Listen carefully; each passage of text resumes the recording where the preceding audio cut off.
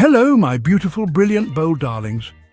Welcome back to Meghan and Harry Tales, the one place where truth always shines through the noise, and love always wins over lies.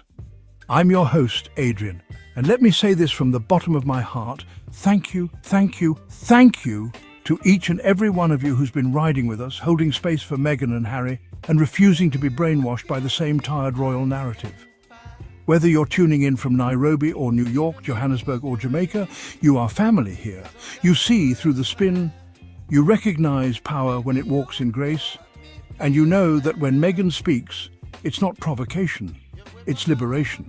And before we dive in, don't forget to hit that super thanks if you believe in this work, in this voice, and in our community. Every bit of support keeps us going strong. Now let's get into this so-called palace clapback, and why it's more smoke than fire. Recently, Meghan Markle's podcast welcomed the inspiring entrepreneur Emma Grede as a guest.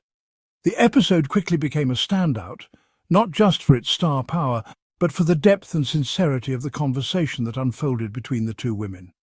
Their discussion was refreshingly honest and deeply empowering, filled with laughter, vulnerability, and moments of genuine connection that are all too rare in today's media. Meghan opened up candidly about her journey through motherhood, sharing the joys and challenges she's faced, and reflecting on her own personal growth. She spoke about the unique pressures women encounter, both in the public eye and in everyday life, and how these experiences have shaped her perspective. Rather than focusing on complaints or setbacks, the conversation centered on embracing change, finding strength in vulnerability, and redefining what success means for women today. Both Meghan and Emma highlighted the importance of resilience and adaptability in the face of adversity. Their words resonated with listeners because they spoke to universal experiences, struggles, hopes, and the courage it takes to evolve and grow. The episode became a mirror for many, reflecting back the challenges and triumphs that women everywhere experience. Meghan's openness and willingness to share her story encouraged others to do the same, creating a ripple effect of honesty and support within the community. The focus remained on moving forward, learning valuable lessons from the past, setting new goals, and embracing the future with optimism and hope.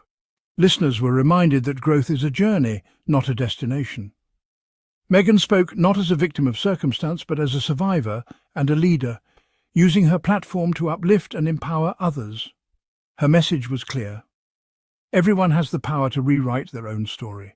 This kind of leadership, rooted in empathy and shared humanity, is what truly inspires change.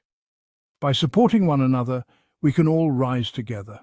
The episode stood out as a rare moment of genuine connection and understanding in a media landscape that often thrives on conflict and division. It was a reminder of the power of authentic conversation. In the end, the episode left listeners feeling inspired, understood, and hopeful, a true breath of fresh air that lingered long after the final words were spoken. Predictably, Meghan's honest conversation was quickly twisted by the British press. Figures like Rebecca English spun her reflections as attacks on the monarchy, citing anonymous sources and palace fury. The narrative shifted from empowerment to manufactured conflict, drowning out Meghan's actual message. This tactic is familiar. Meghan's words are recast as threats, her growth as disruption. The speed and coordination of this response suggest a pre-planned media operation. The focus is always on drama, not substance. Rebecca English's reporting exemplifies this pattern, prioritizing palace intrigue over truth. It's a strategy to neutralize positive stories and reinforce a negative agenda. Let's take a closer look and examine this so-called palace fury. Meghan's personal reflections spark outrage, while far more serious royal scandals often receive only muted responses. The double standard is glaring. A woman's honesty is treated as a crisis, while real controversies are quietly downplayed. The real issue here isn't harm to the monarchy, but rather control over the narrative itself. Meghan's independence provokes a defensive reaction because she refuses to be silent or simply fade away. The fierce reaction to her words reveals the true priorities and intentions of her critics. Why is Meghan's truth seen as dangerous? Because her power lies in her unwavering commitment to her lived experience. She gives voice to those who feel silenced, showing that it's possible to choose oneself and prioritize well-being. Her story challenges systems that demand personal sacrifice for institutional image. Meghan's authenticity inspires loyalty and opposition. Her example threatens the status quo. For many, her journey is a source of hope and agency. Her truth is not a weapon, but a mirror reflecting both her reality and her critics' biases. Her resilience and compassion make her power unshakable. No amount of negative press can diminish that. This isn't just Meghan versus the palace, it's truth versus propaganda. Meghan shares her perspective, asking only to be heard and acknowledged. On the other side is a powerful media machine, intent on controlling the royal narrative. Tactics like anonymous sources and repeated talking points are used to discredit her. Headlines about palace fury are moves in a larger game to silence truth-tellers. The goal is to make Meghan seem unreasonable and invalidate her perspective. Recognizing this dynamic helps us see beyond the drama to the real stakes. This is a classic battle between an individual's truth and institutional power. So where does this leave us? In a world that often feels divided and uncertain, it's easy to wonder what difference we can truly make.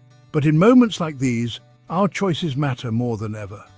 We are each given the opportunity to decide how we respond, to choose empathy over apathy and action over silence. With a clear role to remain steadfast, kind and supportive, not just for Harry and Meghan, but for everyone who faces unfair scrutiny or hardship.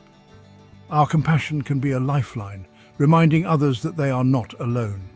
Our power is in being the calm in the storm, uplifting Harry and Meghan's work and message, and amplifying voices that inspire hope and progress. By standing together, we create a ripple effect of positivity that reaches far beyond our immediate circles. We counter negativity by focusing on substance, sharing positive stories, and correcting misinformation with grace. Every time we choose to spread truth and kindness, we chip away at the walls of cynicism and doubt. This is a marathon. Misleading headlines will persist, but so must our unity and vigilance. The journey is long, and there will be setbacks, but our collective determination can outlast any wave of negativity. Let's be known for resilience, intelligence, and unwavering kindness. Let's show the world that strength is found in compassion and that true courage is standing up for what's right, even when it's difficult. My darlings, the fight is indeed on, but it's not the one they want us to believe. It's not Meghan versus the palace. It's truth versus propaganda, evolution versus stagnation. And we know who's already winning. Thank you for always being here, for believing in the Sussexes, and for never letting the media gaslight you into silence. Drop us a super thanks if this message resonated, and don't forget to like, share and subscribe if you haven't already.